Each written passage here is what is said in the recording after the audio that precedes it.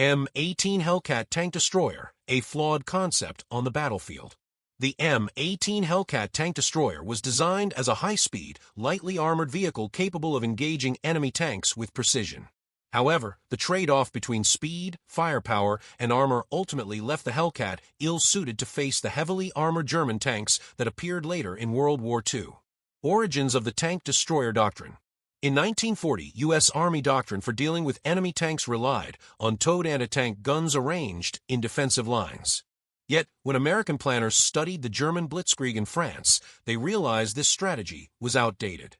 Infantry units lacking mobile anti-tank support often collapsed when confronted by concentrated armor assaults. General George C. Marshall, then U.S. Army Chief of Staff, recognized the danger. In April 1941, he ordered the creation of specialized mobile anti-tank units that could respond rapidly to enemy breakthroughs. To lead this effort, he appointed Lieutenant Colonel Andrew D. Bruce of the War Department's planning branch. Bruce envisioned a new kind of fighting vehicle, one faster than traditional tanks, but still armed with a gun capable of defeating enemy armor. He believed mobility was the key to countering mass panzer attacks, even if that meant sacrificing protective armor. Early development attempts. Before the M18, the Army experimented with improvised solutions. In 1941, the Ordnance Department introduced two early models. M6 gun motor carriage, GMC, a 37mm gun mounted on the back of a 3/4-ton truck. M3 75mm GMC, a World War I-era French 75mm gun placed on an M3 half-track. The M3 GMC was the first to see service, but even as it entered war games in late 1941, it was clear that such makeshift designs were temporary answers at best. The Army even changed the terminology from anti-tank to tank destroyer, reflecting a shift in tactical thinking. Bruce, however, was dissatisfied. He wanted a fully tracked, high-speed vehicle carrying a more powerful gun than anything the Germans had at the time. Birth of the M18 Hellcat. After the U.S. entered the war in December 1941, a formal requirement was issued in early 1942 for what would become the M18 tank destroyer. Production went to the Buick Motor Division of General Motors, whose publicity team gave the new machine a striking nickname, Hellcat. The Army initially requested 1,000 units in late 1943. By January 1944, Buick had completed that contract and was awarded another for 1,800 vehicles, bringing the total to 2,507 minutes and 18 seconds produced by the end of the war. Yet from the very beginning, design flaws began to surface. Crews complained of weak armor and poor protection for the commander operating the .50 caliber machine gun. Shock absorbers failed during trials and had to be reinforced. Field units, such as the 894th Tank Destroyer Battalion at Anzio, even refused to deploy the Hellcat in tank combat, relegating it instead to reconnaissance duties because of its vulnerability. Combat debut of the M18 Hellcat first deployment in Europe. By June 6, 1944, D-Day, only 30 U.S. tank destroyer battalions were stationed in England, and just a few of these had received the new M18 Hellcat. Their first real deployment came in late July during Operation Cobra, when General George S. Patton's Third Army broke through German defenses in Normandy. Although designed to hunt tanks, the M18s were initially used in secondary roles, guarding motorized supply convoys, providing direct fire support for infantry, acting as mobile artillery in some instances. This misemployment highlighted a recurring problem. The M18 was rarely used for its primary mission of tank destruction. Clash with the German Panthers. The first large-scale tank engagements for the M18 came in September 1944 as Patton's forces advanced through Lorraine towards the Saar River. There, American units encountered the formidable German Panther, Panzer V. The results were sobering. The Hellcat's 76mm gun could not reliably penetrate a Panther's thick frontal armor at long range. To destroy one, M18 crews had to close the distance to 300 yards or less and aim at weaker spots, such as the gun mantlet. This was an extremely dangerous maneuver, given the Panther's powerful 75mm high-velocity gun and superior armor protection. Despite these disadvantages, Hellcat units performed with determination. In September, tank destroyer battalions reported destroying 39 German tanks while losing only 4 M18s. These victories were achieved not because of the Hellcat's design, but through tactical ingenuity, ambushes, and teamwork with infantry and artillery. Strengths noticed by crews. Field reports during the autumn of 1944 emphasized both the strengths and weaknesses of the Hellcat. White heavy checkmark reliability. Crews praised the vehicle's endurance, reporting that it could cover hundreds of miles with little maintenance. White heavy checkmark mobility. Its relatively light weight allowed it to handle mud and snow better than the heavier M10 tank destroyer. White heavy checkmark ease of repair. Features like a larger access door and simplified engine layout made field maintenance easier. But there were also serious concerns. Cross-mark vulnerability. The open-top turret and thin armor exposed crews to artillery shrapnel, snipers, and machine gun fire. Cross-mark machine gun placement. The commander had to stand exposed to fire the .50 caliber gun, leading to unnecessary casualties. Cross-mark insufficient firepower. The 76mm gun, while decent against early German armor, was nearly useless against the latest models of Panthers and Tigers without specialized ammunition. The ammunition problem. By late 1944, American crews demanded more effective anti-tank rounds. Standard shells often bounced off German armor, forcing desperate close-range tactics. Ordnance laboratories had already been developing a new type of round, HVAP, high-velocity armor-piercing ammunition. This round used a tungsten core that could pierce armor more effectively.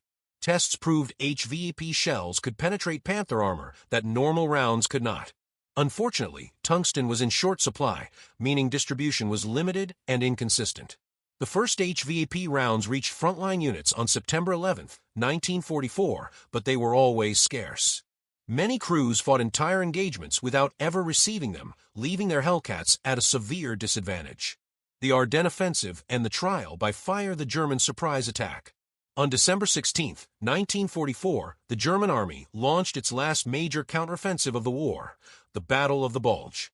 Thousands of German troops, tanks, and artillery smashed into the thinly held American lines in Belgium and Luxembourg, aiming to split the Allied front and capture Antwerp. For the lightly armored M18 Hellcat, this was the ultimate test. The offensive threw the Hellcats into direct confrontation with Panther and Tiger tanks, the heaviest armored fighting vehicles the U.S. Army had ever faced. The 705th Tank Destroyer Battalion at Bastogne. One of the most famous actions involving the M18 occurred during the siege of Bastogne. The 705th Tank Destroyer Battalion, equipped with Hellcats, was attached to the 101st Airborne Division, which had rushed to defend the critical road junction. On December 25, 1944, a major German push attempted to overwhelm the town. A column of 15 Panzer IVs, with infantry grenadiers riding on top, penetrated American lines near the 327th Glider Infantry Regiment. The M18 Hellcats, working with paratrooper bazooka teams, counterattacked decisively. The result, the German column was annihilated, all 15 tanks destroyed, most by a combination of Hellcat fire and bazooka strikes. By the end of Christmas Day, the battalion claimed 27 German tanks destroyed at the cost of just 6 Hellcats lost. This battle demonstrated the Hellcat's potential when used with smart tactics, fast repositioning, ambushes, and close coordination with infantry. Mixed results across the front. Elsewhere in the Ardennes, however, the story was less encouraging. Against Panthers and Tigers in open battle, the M18 76mm gun remained inadequate, even with scarce HVAP ammunition. Crews often had to maneuver dangerously close to German armor, relying on speed and surprise to score a kill. Reports also highlighted the Hellcat's weaknesses in winter combat.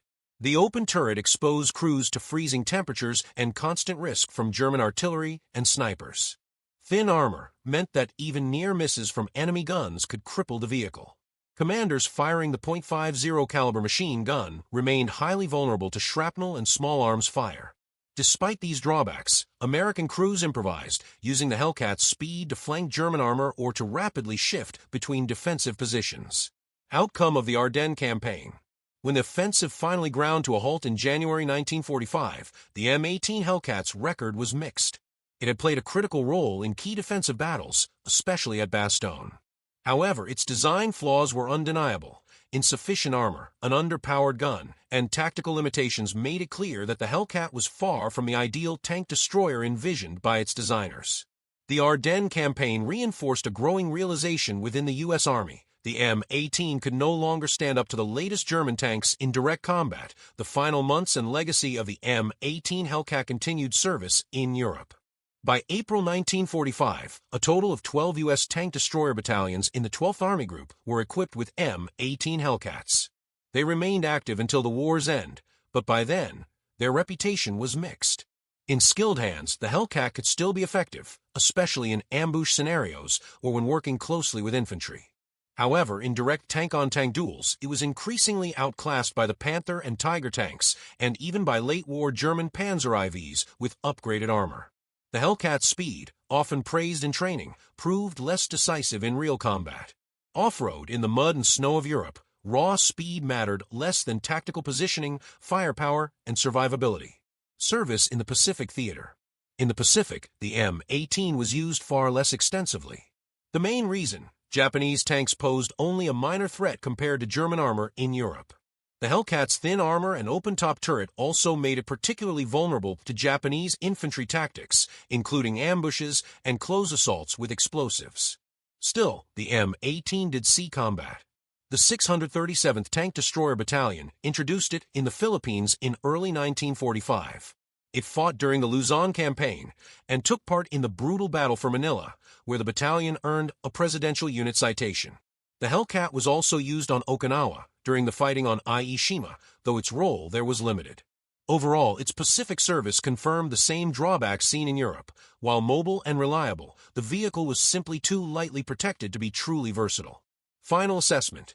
The M18 Hellcat was a vehicle born out of a flawed doctrine. U.S. Army planners, led by Lieutenant Colonel Andrew Bruce, believed that a tank destroyer should prioritize speed over protection. In practice, this trade-off left crews exposed and undergunned against the latest German armor. Key evaluations. Firepower. Its 76mm gun was not powerful enough to deal with Panthers or Tigers unless using rare HVAP rounds. Armor. Thin plating and an open turret made it vulnerable to everything from tank shells to sniper fire. Mobility. While fast on roads, true battlefield mobility depended on terrain and tactics, not just top speed. Versatility. Crews often used the Hellcat in roles it wasn't designed for: escort, reconnaissance, or infantry support, because it couldn't always fulfill its main mission of tank hunting. Legacy. Despite its flaws, many crews admired the M18 for its reliability, maneuverability, and ease of maintenance.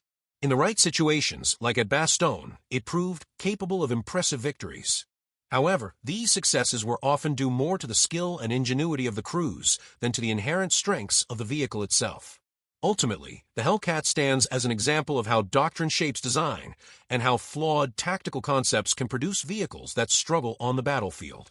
The name, Hellcat, suggested a fearsome predator, but against Germany's late-war tanks, the M18 was never truly able to live up to that reputation. Doctrinal lessons and post-war impact the doctrinal failure of the tank destroyer concept. The M18 Hellcat's shortcomings were not simply the result of flawed engineering, but of a flawed doctrine. The U.S. Army Tank Destroyer Command believed that German tanks would appear in large, concentrated masses. Mobile U.S. tank destroyer battalions could rush to the point of breakthrough. Speed and ambush tactics would compensate for light armor. In reality, tank battles rarely unfolded that way. Engagements were often chaotic, fought in mixed terrain, and involved infantry, artillery, and air power, not just tank formations. The idea that lightly armored vehicles could race into combat and outmaneuver German armor proved dangerously optimistic. Influence on vehicle design. The experience with the Hellcat and its predecessors, like the M10, taught U.S. planners several critical lessons. Firepower and protection outweighed speed. Post-war tank designs favor balanced armor and guns over raw velocity. Versatility mattered. A vehicle dedicated solely to tank destruction was less useful than a main battle tank capable of multiple roles. Open-top designs were a liability. Vulnerability to artillery and infantry attacks proved too costly. Fully enclosed turrets became the norm after the war. Aftermath of the Hellcat. After 1945, the U.S. Army disbanded the Tank Destroyer Command entirely. The role of destroying enemy armor shifted to the new generation of main battle tanks and to specialized anti-tank weapons like rockets and missiles. A few M18 Hellcats remained in service after the war, particularly with smaller allied nations. Some saw limited action during the early Cold War, but their obsolescence became clear almost immediately as armor and firepower advanced rapidly. Broader legacy. While the M18 Hellcat never lived up to its ferocious name, its story remains important for several reasons. It illustrates how wartime urgency and doctrinal assumptions can shape the design of armored vehicles. It shows how crews adapted creatively, using flawed equipment effectively in desperate situations. It highlights the transition from specialized tank destroyers to the multi-role main battle tank, a shift that defined armored warfare in the second half of the 20th century. In the end, the M18 Hellcat is remembered less for its battlefield success and more as a symbol of the U.S. Army's miscalculated doctrine of tank destroyers, a bold but ultimately unsuccessful experiment in armored warfare, historical context, and long-term lessons comparison with other U.S. tank destroyers. The M18 Hellcat wasn't the only American tank destroyer of World War II. Alongside it were M10 Wolverine. Based on the Sherman chassis, it mounted a 3-inch gun. Heavier and slower than the Hellcat, but better armored. Many crews preferred it for its sturdier design. M36 Jackson. Introduced late in the war, equipped with a powerful 90mm gun capable of destroying Panthers and even Tigers at longer ranges. It was essentially the weapon the M18 should have been, but it arrived too late to see widespread service. Compared with these, the M18 represented the extreme end of the speed-first philosophy and exposed the limits of that approach. Influence of the German example. The German army had its own class of specialized tank destroyers, such as the Jagdpanzer IV and Jagdpanther. Unlike the American Hellcat, these vehicles emphasized armor and firepower over speed, essentially functioning as low-profile ambush predators. They lacked the M18's mobility, but were far more survivable and deadly in direct duels. This contrast highlights the difference in doctrine. Germany prepared for defensive tank hunting, while the U.S. pursued offensive mobility. In practice, the German approach proved more effective in tank-versus-tank combat. Lessons for post-war armored warfare. The M18 Hellcat became a case study in how not to design future vehicles. Dedicated tank destroyers faded away after the war. Instead, the main battle tank concept emerged, heavily armored, mobile enough, and capable of both offense and defense. Anti-tank roles shifted to infantry weapons, bazookas, recoilless rifles, later guided missiles, artillery, and aircraft. Tanks no longer needed a separate class of tank hunters. Survivability became paramount. Post-war designs like the M48 Patton and later the M60 embodied the lesson that protection and firepower mattered more than sheer road speed. The Hellcat's place in history. Despite its flaws, the M18 Hellcat holds a unique legacy. It was the fastest-tracked armored vehicle of World War II, capable of speeds up to 55 miles per hour, 88 kilometers per hour, on roads. Its crews often achieved success through skill, daring, and improvisation, even when the machine itself was outmatched. It remains a symbol of how doctrinal missteps can shape weapon development in ways that ultimately prove misguided. Today, restored Hellcats are displayed in museums and reenactments worldwide, not as examples of armored superiority, but as reminders of a bold, flawed, and ultimately short-lived experiment in tank warfare. Final summary and conclusion. The M18 Hellcat was born out of a doctrine that prioritized speed over protection, aiming to create a fast, mobile tank destroyer capable of countering German blitzkrieg tactics. Designed by the Buick division of General Motors, it became the fastest-tracked armored vehicle of World War II. However, its trade-offs proved costly. The 76mm gun was too weak against the heavy German Panthers and Tigers. Thin armor and an open-top turret left crews dangerously exposed. Its exceptional road speed offered little advantage in the muddy, uneven terrain of European battlefields. In combat, the Hellcat achieved some notable successes, especially during the Battle of the Bulge at Bastogne, where it destroyed dozens of German tanks. But these victories were due largely to crew skill, tactical improvisation, and combined arms support, rather than the inherent strength of the vehicle. By the end of the war, it was clear that the U.S. tank destroyer doctrine had failed. The Army disbanded the Tank Destroyer Command, and future designs shifted toward main battle tanks that combined firepower, armor, and mobility in a single platform. The M18 Hellcat remains an important historical lesson. It demonstrated the dangers of building weapons on flawed strategic assumptions. It highlighted the adaptability and bravery of American crews who managed to achieve success despite the vehicle's limitations. It symbolized a transitional period in armored warfare, just before the rise of the modern main battle tank. In the end, the Hellcat's name suggested ferocity and dominance, but on the battlefield, it was more of a fast but fragile predator, never fully capable of defeating the heavily armored beasts of the German Panzer divisions.